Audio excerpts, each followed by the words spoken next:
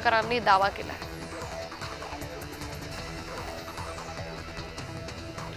भंडाऱ्यात आंबेडकरवादी चळवळीचा अनुसूचित जाती उपवर्गीकरणाच्या विरोधात जिल्हाधिकारी कार्यालयावर आक्रोश मोर्चा काढण्यात आला।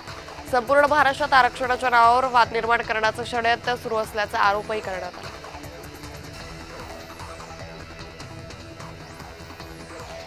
चिपळूणचे प्रांताधिकारी आकाश निगडे यांनी चिपळूण शहराच्या प्रारूप मतदार यादीतील अक्षरपासंदर्भात सोमवारी सुनावणी घेतली।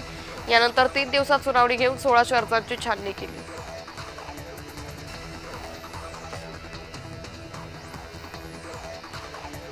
सांगलीच्या तासगावात भिलवडीत कार आणि दुधाच्या टँकरच्या धडकेत दोघांचा मृत्यू झाला। एक जण जखमी आहे। आनंद शिंदे, ओंकार हिंगमिरे अशी आरोपींची नाव आहेत।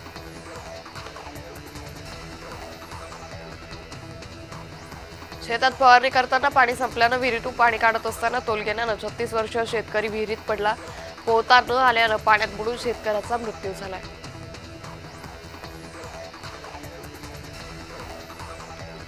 डॉक्टर आत्महत्या प्रकरणात बीडच्या गेवराई तालुक्यातील वडगाव ढोकमधले ग्रामस्थ आक्रमक झाले। सोलापूर धुळे मार्गावर ग्रामस्थांनी रास्ता रोको केला। आत्महत्येस प्रवृत्त करणाऱ्या अधिकारी आणि राजकीय नेत्यांवर कठोर कारवाईची मागणी केली।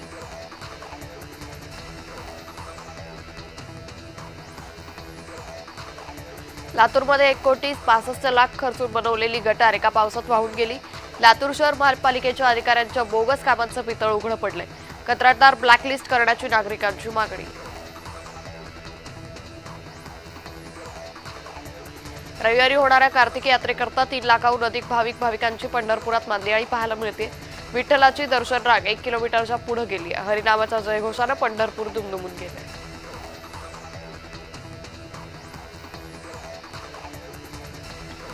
नाशिक जिल्ह्यातील प्रसिद्ध असलेल्या मनमाड मुंबई पंचवटी एक्सप्रेसला आज 50 वर्ष पूर्ण झाली आहेत। 1975 साली ही एक्सप्रेस सुरू झाली होती। या एक्सप्रेसनं नाशिक, मनमाड, निफाड भागातील अनेक प्रवासी मुंबईपर्यंतचा प्रवास करतात।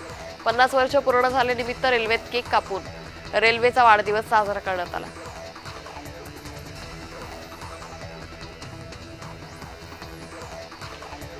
दोन दिवसाच्या विश्रांतीनंतर पावसाला सुरुवात झाली आहे। 2 दिवसांनंतर झालेल्या पावसानं नागरिकांची तारांबळ उडाली, तर पावसामुळे शेती पिकांचंही मोठं नुकसान झालं।